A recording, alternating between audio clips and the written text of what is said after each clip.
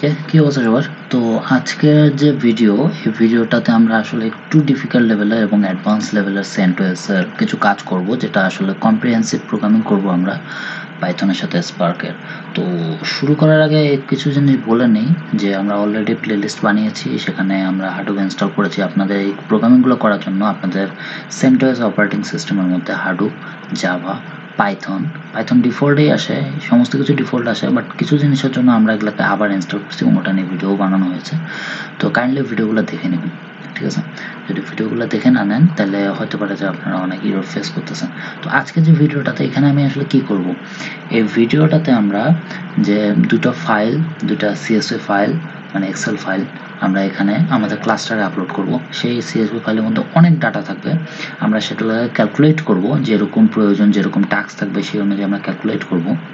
এবং সবার শেষে ওই CSV ফাইলটা যখন ক্যালকুলেশন শেষ হয়ে যাবে, আমরা যখন পুরোপুরি ডাটার কাজ শেষ করব, তারপরে যে রেজাল্টটা পাবো সেটাকে আমরা আউটপুটে আবার CSV ফাইলে রূপান্তর করব। এবং যখন আমরা CSV ফাইলে রূপান্তর করে ফেলবো, তারপর সেই জিনিস ওই যে CSV ফাইলটা সেটা আমরা ডাউনলোড করব এবং সেখান থেকে কোনো ভিজুয়ালাইজিং অ্যানালাইজ টাইপের জিনিস আমরা বানাবো। সেটা হতে পারে গ্রাফ, পাই চার্ট, এরকম টাইপের জিনিস। তো একটু অ্যাডভান্স লেভেলের হবে, তো আমার মনে হয় যে আপনারা একটু কাইন্ডলি ভিডিওটা পুরোটাই দেখবেন ভালো করে। তো শুরু করে নেই। তো comprehensive programming with Python in spark, আপনাদের স্পার্ক থাকতে হবে। তো আমার কাছে দুটো ফাইল অলরেডি আছে, আমি আপনাদের ফাইলগুলো দেখাই দিই। এটা জাস্ট ডেমো পারপাসের জন্য আমি করতেছি। আপনাদের ফাইল বা যেখান থেকে এক্সপেরিমেন্টগুলো করা হোক না কেন, আপনাদের ফাইল দিয়ে দেবে। তো আমাদের এখানে দুটো ফাইল আছে, একটা হচ্ছে TestSet.csv আর একটা TrainingSet.csv। আমরা কি করব, এই দুটো ফাইল আমাদের ক্লাস্টারে আপলোড করব। ক্লাস্টারে আপলোড করে দেওয়ার পরে এটার উপর কিছু প্রসিজার করব। আমরা প্রসিজার করে দেওয়ার পরে সেখান থেকে আবার আমরা এখান থেকে এই ফাইলটার একটা CSV ফাইল থেকে সেটা আমরা এক্সেল ফাইল মানে আরেকটা CSV file, output CSV file generate করব এবং সেটাকে আমরা কম্পেয়ারিং করব দুটো, ঠিক আছে? আমি একটা করে দেখাই দিব, আপনারা দ্বিতীয় নাম্বারটা নিজে থেকে করবেন, কারণ ভিডিও অনেক বড় হয়ে যায়, এনকোডিং করতে প্রবলেম হয় না। তো একটা করে দেখাই দিব, তারপরে আমি জাস্ট এক্সেল ফাইল থেকে কীভাবে পাই চার্ট গ্রাফ জেনারেট করতে হয় ওটা দেখাই দেবো পুরো ভিডিওতে। ওকে, তো শুরু করি। এই দুটা ভিডিও আমি এখন আমার টার্মিনাল অন করে নিচ্ছি। টার্মিনাল অন করে আমি এখানে দুটো জিনিস দেখাই দিই। আমি এখানে কিছু টার্মিনাল অন রাখবো। এবার আমরা অনেকগুলো টার্মিনাল নিয়ে কাজ করতে যাবো। তো প্রথমে আমি এখানে দেখাই দিচ্ছি যে আমাদের দুটো ফাইল আছে কিনা। একটা হচ্ছে যে এই ফাইলটা আর হচ্ছে এটা, এই দুটো ফাইল আছে। এই দুটো ফাইল নিয়ে আমরা কাজ করব। এটা এখানে থাক, ঠিক আছে? আমি আর একটা টার্মিনাল আর একটা পার্ট ওপেন করে নিচ্ছি। ট্যাপ করলে বুঝতে অসুবিধা হয়। টাস্কগুলো আমি লিখে নেবো এখানে কোনো একটা ফাইলের মধ্যে। ওকে, তো প্রথমে আমরা কি করব, প্রথমে আমরা চেক করব যে আমাদের ক্লাসটা রান আছে কিনা। তো ক্লাসটা রান আছে কিনা চেক করার জন্য JPS, ওকে, আমাদের ক্লাসটা কিন্তু রান নেই। তো আমাদের প্রথমে ক্লাসটা চালু করতে হবে। তো ক্লাসটা চালু করার নিয়ম হচ্ছে প্রথমে আপনাদের হাডুপ চালু করতে হবে, তারপর স্পার্ক। তো আমি হাডুপ এবং স্পার্ক সুন্দর করে চালু করে নিচ্ছি।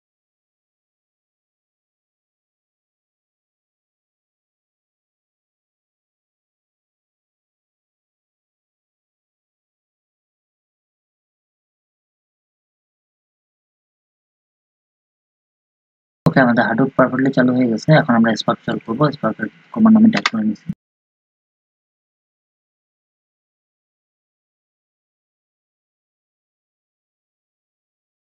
ওকে, আমরা এখন চেক করে নেব যে আমাদের সমস্ত কিছু পারফেক্টলি কাজ করতে গেছে না। আমরা JPS আবার দিয়ে দিলাম। ওকে, এখানে আপনারা দেখেন খুবই ইম্পর্টেন্ট জিনিস, data not, okay, name not, secondary data not আমাদের পারফেক্টলি চালু হয়েছে, ঠিক আছে? স্পার্কের পক্ষ থেকে আমাদের ওয়ার্কার চালু হয়েছে, মাস্টার চালু হয়েছে। এগুলা যদি না থাকে তাহলে আপনার কিন্তু যে কোনো একটাও যদি মিসিং থাকে এগুলার, তাহলে কিন্তু আপনার সিস্টেম পারফেক্টলি কাজ করবে না। ওকে, তো আমি এখানে কি করতেছি, এক ঘর পিছিয়ে আসি।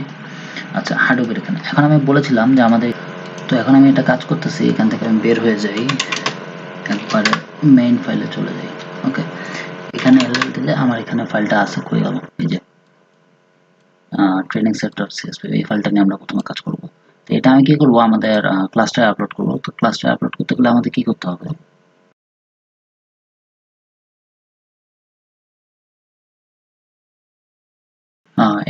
DFS put TrainingSet.csv স্ল্যাশ, এই স্ল্যাশ মানে কিন্তু রুট, একবার রুট ফোল্ডারে যাবে।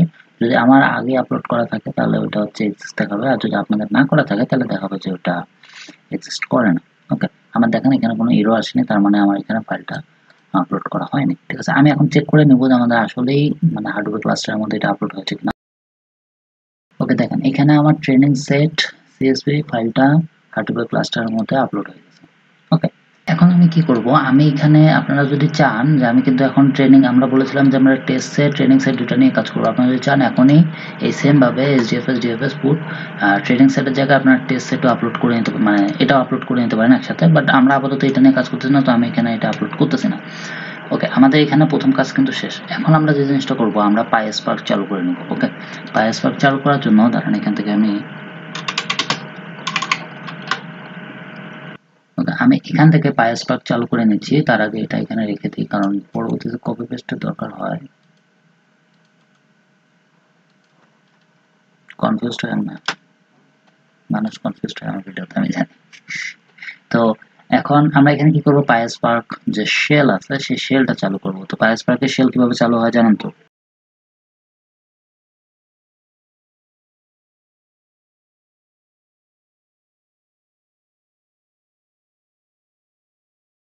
ওয়েল, আমাদের PySpark শেল কিন্তু চালু হয়ে গেছে। এখন আমি এখানে কিছু কাজ করব। ওকে, আমি এখানে কিছু কাজ করব, কিন্তু আমার কাছে একটা ফাইল আছে যেখানে আমি স্টেপ বাই স্টেপ লিখে রেখেছিলাম যে কিভাবে আমি কোন কোন কাজ করব, প্রথম থেকে কোন কাজ করব, পরে কি কাজ করব। তো আমি কি করতেছি, ওই ফাইলটা এখানে আর একটা জায়গায় লিখে রাখতেছি, যেটাতে আপনাদের সুবিধা, আপনারা পড়তে পারবেন এবং পরবর্তীতে আমরা ওটা নিয়ে কাজও করতে পারবো। তো আমি এখানে একটা ফাইল ক্রিয়েট করে ওখানে রাখে দিচ্ছি, এটা লিখে রাখে দিচ্ছি। ওয়েল, আমি চলে এসেছি এখানে, আমাদের কিছু টাস্ক লেগে এসেছে। তো এখানে 3 নম্বর থেকে শুরু করার রিজন হচ্ছে যে 1 আর 2 আমি অলরেডি করে ফেলছি, ঠিক আছে। কারণ আপনাদের সামনে আমি ফাইল আপলোড করছি, আপনাদের সামনে আমি এখানে দেখাই দিয়েছি যে আমার এখানে ফাইল আপলোড হয়েছে। এখন আমাকে কি করতে হবে, আমাকে এখন একটা ডেটা ফ্রেম ক্রিয়েট করতে হবে। এখানে বলেছে যে ট্রেনিং সেট সিএসভি যে ফাইলটা আছে, এটাকে আমাদের একটা ডেটা ফ্রেমের অবজেক্টে রূপান্তর করতে হবে। তো ডেটা ফ্রেমে অবজেক্ট রূপান্তর করার জন্য আপনাকে প্রথমে ডেটা ফ্রেম ডিক্লেয়ার করতে হবে যে আমার একটা ডেটা ফ্রেম হচ্ছে। তো আপনার এমন হতে পারে যে আপনার ক্লাস্টারে 1000 ডেটা ফ্রেম আছে, তো আপনাকে ডেটা ফ্রেমের নাম দিতে হবে। ডিক্লেয়ার করি না আমরা, এটা কিন্তু একটা শেল। এটা এই শেলের মধ্যে আপনি যতবার শেল এক্সিট করবেন, আপনি এই সেল থেকে যতবার বের হয়ে যাবেন, আপনার সমস্ত জিনিস কিন্তু চলে যাবে, কিন্তু যে রেজাল্ট আছে সেটা একটা সেভ হবে। বাট আপনার শেলের যে কমান্ডগুলো আপনি দিয়েছেন সেগুলো কিন্তু চলে যাবে। তো শেল এক্সিট না করে এই 2-3টা এইভাবে উইন্ডো ওপেন করে কাজ করবেন যদি লিনাক্স ইউজার হন, এটা আপনার জন্য খুবই নর্মাল জিনিস। যাই হোক, তো এখানে প্রথমে আপনাকে একটা ডেটা ফ্রেম ডিক্লেয়ার করতে হবে যে এটা একটা ডেটা ফ্রেম। তো ডেটা ফ্রেম ডিক্লেয়ার করার জন্য আপনাকে ডেটা ফ্রেম যেভাবে ইচ্ছা ডিক্লেয়ার করতে পারেন। তো আমি এখানে ডেটা ফ্রেম 1 প্রথমে একটা ডেটা ফ্রেম, আপনি শুধু ডিএফ দিয়েও করতে পারেন।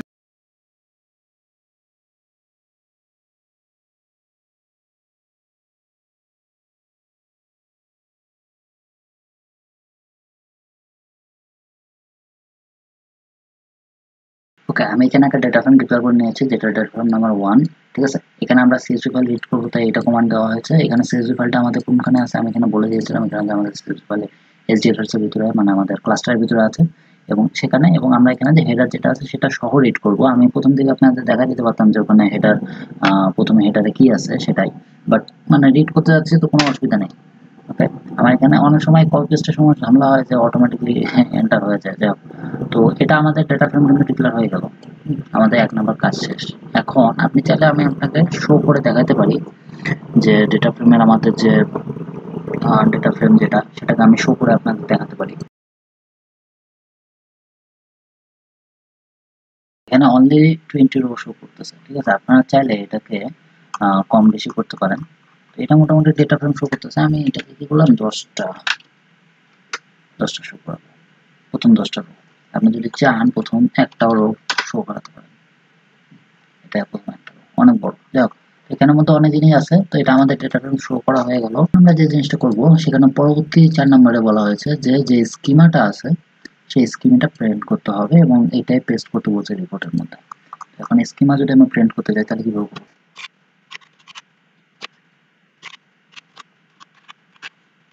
এখানে ডাটা ফ্রেমের নাম্বারটা ভুল করি না।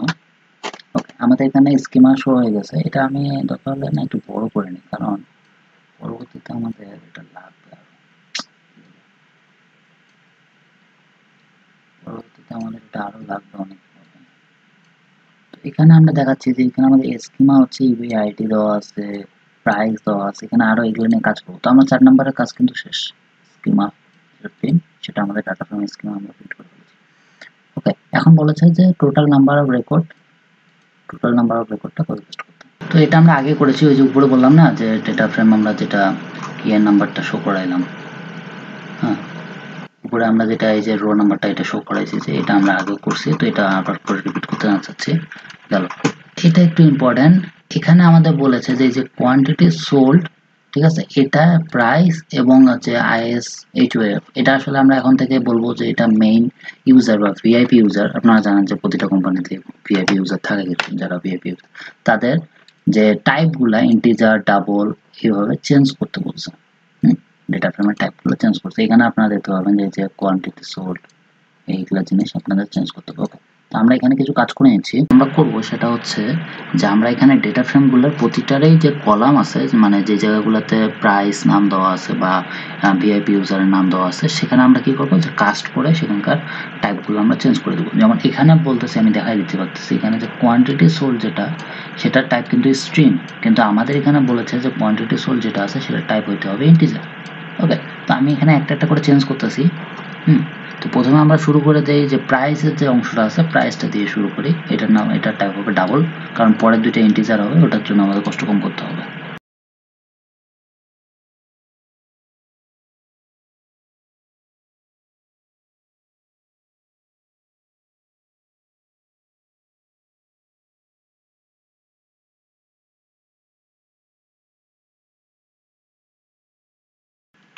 ওকে, আমরা এখানে প্রথমে দিয়েছি যে এখানে আমার প্রাইসের যে ডেটা ফ্রেম হবে, কলামের যে প্রাইস নামে যে কলামটা আছে সেটার ডেটা ফ্রেম 1 এ, সেটার কলামটার কাস্ট হবে ডাবল। এখানে কিন্তু আমরা দেখি প্রাইসের ইয়েটা আছে কিন্তু স্ট্রিং, ঠিক আছে। আমি এটা আউটপুট করে দেখি কি আসে। ওকে, এটা সাকসেসফুলি হয়ে গেছে। আমরা আবার স্কিমাটা প্রিন্ট করবো, এখানে আমরা চেক করবো যেটা চেঞ্জ হয়েছে। ওকে, প্রাইসের স্কিমা আমাদের চেঞ্জ হয়ে গেছে ডাবলে। ওকে, এখন আমাদের বাকি যে দুইটা, একটা হচ্ছে কোয়ান্টিটি সোল্ড আর একটা হচ্ছে এই যে পেভ ইউজার, এই দুইটাকে আমাদের ইন্টিজারে পরিণত করতে হবে। তাড়াতাড়ি করে নিই।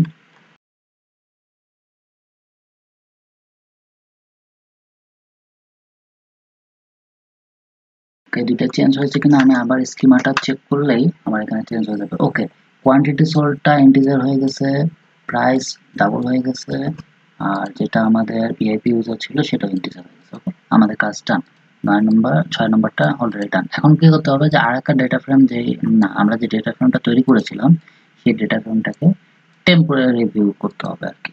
তো আমরা এখন টেম্পোরারি ভিউ করার জন্য যে জিনিসটা করবো, প্রথমে আপনাকে ডেটা ফ্রেম কত নাম্বার ডেটা ফ্রেমের ওইটা ডিক্লেয়ার করে দিতে হবে। তারপরে লিখতে হবে যে ক্রিয়েট অর রিপ্লেস, যদি না থাকে তাহলে ক্রিয়েট করো, যদি রিপ্লেস মানে থাকে তাহলে রিপ্লেস করো, ঠিক আছে। টেম্প ভিউ করে আমাদের যে জিনিসটা আমরা যেটা করবো আর কি, আপনারা যে কোনো নাম দিতে পারেন। আমি এখানে সেম নামে দিচ্ছি কারণ মনে রাখতে সুবিধা হয়। আপনারা যদি ডাটা নাম দেন, অন্য কিছু নাম দেন, আপনাদের ইচ্ছা মর্জি। ওকে,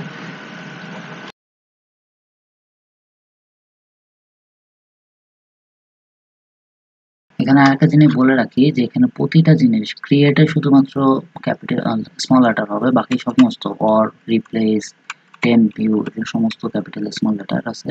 কেস সেন্সিটিভ জিনিস একটু সতর্ক থাকবেন। সরি, আচ্ছা, ক্রিয়েট টিই বানান ভুল করছি আমি। Create or replace temp view, আমার এটা পারফেক্টলি হয়ে গেছে। আমার 9 নম্বর সরি 7 নম্বর যেটা রেজিস্টার টেম্প ভিউ, এটা আমার সাকসেসফুলি ডান। ওকে, এখন আমি যে জিনিসটা করব, আমাকে বলেছে যে count the total number of all records within the seller is the VIP user, ঠিক আছে। এখানে আমরা কি করব যে ভিআইপি ইউজারকে কেন্দ্র করে বা ভিআইপি ইউজারকে ধরে আমরা একটা রেকর্ড ক্রিয়েট করব।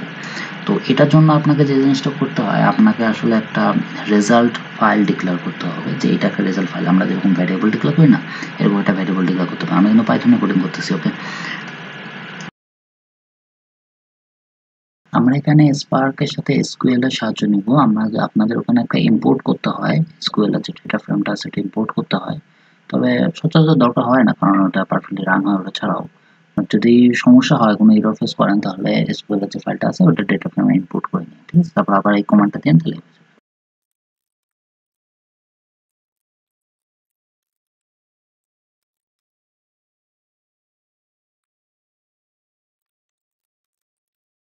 ওকে। আমরা এখানে কি করেছি যে রেজাল্ট নাম্বার 1 এ আমরা কি কাজ করব, সমস্ত এন্ডে, ঠিক আছে, এন্ডে মানে মানডে থেকে সানডে, মনে হয় হ্যাঁ, মানডে টু সানডে, আমাদের এন্ডের সমস্ত ডাটা আমরা সিলেক্ট করতে বলেছি, যেটা আমাদের ট্রেনিং সেট নামে ইয়েতে আছে, মানে CSV ফাইলে আছে, যেখানে কোয়ান্টিটি সোল্ড হচ্ছে 1, এবং এটা আমরা গ্রুপ বানাতে বলছিলাম যে এন্ডে অনুযায়ী গ্রুপ বানাতে বলছি। ওকে, আমি এখানে এন্টার দিয়ে দিই। আমার এটা হয়ে গেছে। আমি এটা আউটপুট দেখব, যে টার্মিনালটাকে একটু ক্লিয়ার করে নেবো যাতে দেখতে সুবিধা হয়। ওকে, তো এখানে আমি যে জিনিসটা করতেছি আমি শো করবো, তো সিম্পলি